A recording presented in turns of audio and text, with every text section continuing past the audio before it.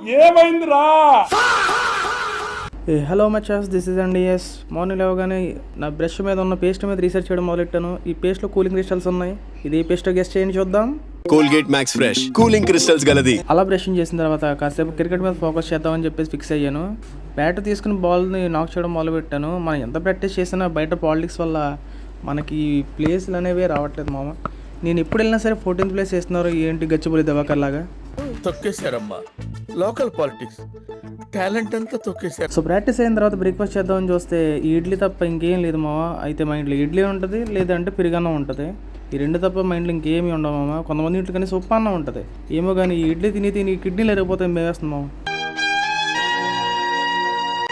Breakfast చేసిన తర్వాత milk తాగకపోతే ఇంకంప్లీట్ ఫీలింగ్ వస్తుందని ఒక గిన్నె తీసుకుని స్టవ్ మీద పెట్టిన తర్వాత మిల్క్ పోసి ఇలా గ్యాస్ వెలిగించాను మామ. అంతే, హార్ట్ ప్యాంట్లోకి వచ్చేసింది మామ.